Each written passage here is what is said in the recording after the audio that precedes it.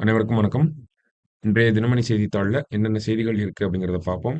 So இன்னைக்கு செய்திகள்னா ஒரே ஒரு செய்தி தான். என்ன செய்தி அப்படின்னு பார்த்தோம்னா, ஆளுநர் நியமனம் அப்படிங்கிறது கிட்டத்தட்ட ஒரு 8 மாநிலங்களுக்கும், ஒரு யூனியன் பிரதேசத்துக்கும் நடந்திருக்கு.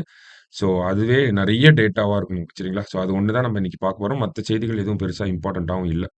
ஸோ முதல்ல பார்த்தோம் அப்படின்னா, தமிழகத்தைச் சேர்ந்தவர் திரு சி.பி. ராதாகிருஷ்ணன் அவர்கள். அவர பார்த்தோம்னா, மகாராஷ்டிரா மாநில ஆளுநராக நியமித்து நம்ம குடியரசு தலைவர் வந்து ஒரு ஆணைய பிறப்பிச்சிருக்காங்க. அடுத்ததா பார்த்தோம்னா, புதுச்சேரி துணைநிலை ஆளுநராக கைலாசநாதன் அப்படிங்கிறவரு நியமிக்கப்பட்டிருக்கார். சரிங்களா?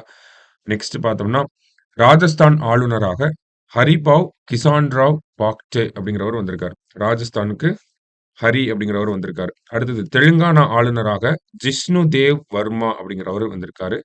சிக்கிம் ஆளுநராக ஓம் பிரகாஷ் மாத்தூர் வந்திருக்காரு. சரிங்களா? அடுத்தது ஜார்க்கண்ட் ஆளுநராக சந்தோஷ் குமார் கங்வார் அப்படிங்கிறவர் வந்திருக்காரு.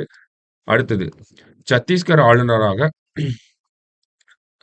ரமேன் டேக்கா அப்படிங்கிறவர் வந்திருக்காரு. மேகாலயா ஆளுநராக சி.ஹெச். விஜய் சங்கர் அவரு வந்திருக்காரு. சரிங்களா? அடுத்தது பஞ்சாப் ஆளுநராகவும், சண்டிகர் யூனியன் பிரதேச நிர்வாகியாகவும் யார் வந்திருக்காங்கன்னா, குலாப் சந்த் கட்டாரியா அப்படிங்கிறவர் வந்திருக்காரு. அடுத்ததா பார்த்தோம்னா, அசாம் ஆளுநராக லட்சுமண் பிரசாத் ஆச்சார்யா நியமிக்கப்பட்டுள்ளார் அப்படின்னு கொடுத்திருக்காங்க. ஸோ அவருக்கு மணிப்பூர் ஆளுநர் பதவியும் கூடுதல் பொறுப்பாக வழங்கப்பட்டிருக்கு அப்படிங்கிறத சொல்லியிருக்காங்க. ஸோ கிட்டத்தட்ட பார்த்தோம்னா ஒரு 8, 9 மாநிலங்களுக்கு 8 மாநிலம், ஒரு யூனியன் பிரதேசத்துக்கு வந்து நமக்கு நியமனம் அப்படிங்கிறது நடந்திருக்கு. சரியா? ஸோ அதுதான் இன்றைய செய்தித்தாள பொறுத்தவரைக்கும் இருந்த ஒரு முக்கியமான செய்தி தான் இது ஒண்ணு தான்.